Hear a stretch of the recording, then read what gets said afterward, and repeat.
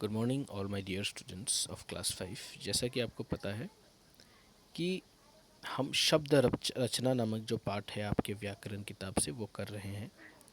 शब्द रचना में मैंने जैसे कि आपको पिछले कक्षा में भी बताया था और गूगल क्लासरूम में भी बताया है कि शब्द रचना जो है इसे अंग्रेज़ी में मॉर्फोलॉजी कहा जाता है।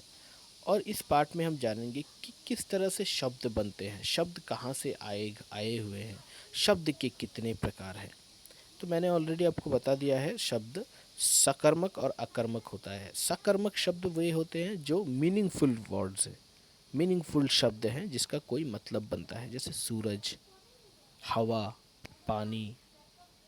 ये सभी क्या है? विद्यालय। ये सभी सकर्मक शब्द है। और अकर्मक शब्द जिसका कोई मतलब नहीं है, जैसे गर्मी, शर्मी। तो शर्मी का कोई मतलब नहीं है, तो शर्मी हो जाएगा अकर्मक शब्द। फिर सकर्मक शब्द को हम 3 भागों में बांटते हैं, स्रोत के आधार पर, उत्पत्ति के आधार पर, व्याकरण में इस्तेमाल होने के आधार पर।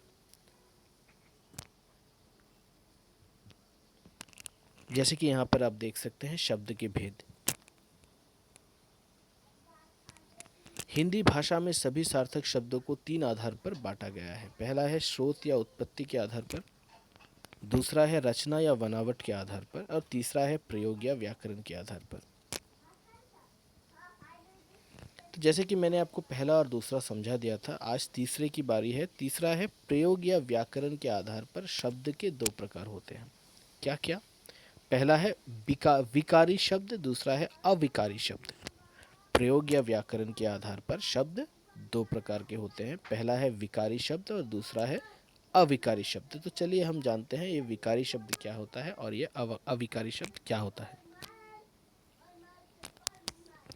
विकारी शब्द जिन शब्दों का रूप उनके प्रयोग के कारण बदलता रहता है उन्हें विकारी शब्द कहते हैं। संज्ञा, सर्वनाम, विशेषण तथा क्रिया विकारी शब्द हैं, क्योंकि लिंग, वचन, काल आदि के अनुसार इनका रूप बदलता रहता है। उदाहरण स्वरूप संज्ञा शब्द लड़का, लड़के, लड़कों। सर्वनाम शब्द वह, वे, उसने, उनके, उन्होंने।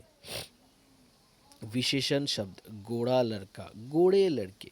क्रिया शब्द जाता है, जाते हैं, गया, गए, जाएगा, जाएंगे।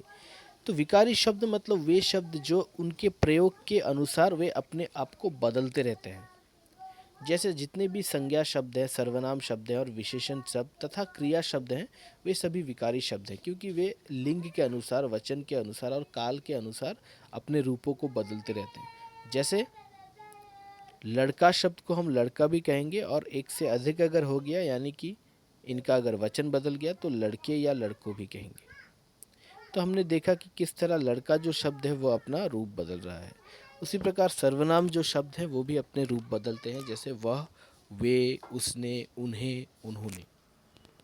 उसी प्रकार जो विशेषण शब्द होते हैं, जैसे गोरा लड़का, एक लड़का रहेगा तो हम उसे गोरा लड़का कहेंगे, एक से अधिक लड़का होने पर उसे हम गोरे लड़के कहेंगे। उसी प्रकार जाता है को हम जाते हैं कहेंगे जब बहुत सारे लोग रहेंगे। गया, गए, जाएगा, जाएंगे। तो हमने जाना कि विकारी शब्द ऐसे शब्द होते हैं जो अपने रूप को बदलते हैं। किसके अनुसार? लिंग, वचन और काल आदि के अनुसार इनका रूप बदलते रहता है। ऐसे शब्दों को विकारी शब्द कहते हैं। नेक्स्ट, अविकारी शब्द जिन शब्दों में कभी भी किसी भी स्थिति में कोई परिवर्तन नहीं होता उन्हें अविकारी शब्द कहते हैं, या अव्यय शब्द भी कहते हैं। तो अविकारी शब्द कौन सा शब्द होता है? अविकारी शब्द ऐसे शब्द होते हैं जिनमें कभी भी, चाहे किसी भी काल में लिखा जाए, कोई भी लिंग हो, किसी भी वचन में हो, वो सेम रहते हैं, एक ही प्रकार के, एक ही रूप में रहते हैं, उन्हें अविकारी शब्द कहते हैं। और एक चीज़ जो बहुत ही ज़रूरी है वो है अविकारी शब्दों को अव्यय शब्द भी कहते हैं। जैसे उदाहरण स्वरूप कुछ अविकारी शब्दों के उदाहरण हैं, जैसे यहाँ, वहाँ, और, परंतु, अरे, धीरे धीरे, किंतु, जैसा तैसा आदि। तो क्रिया विशेषण, संबंध बोधक, समुच्चय बोधक तथा विस्मयादि बोधक 4 प्रकार के अविकारी शब्द होते हैं। तो अविकारी शब्दों में भी 4 प्रकार के होते हैं, वो है क्रिया विशेषण, संबंध बोधक, समुच्चय बोधक तथा विस्मय बोधक। 4 प्रकार के अविकारी शब्द होते हैं, इनके बारे में हम दूसरे पाठ में जानेंगे।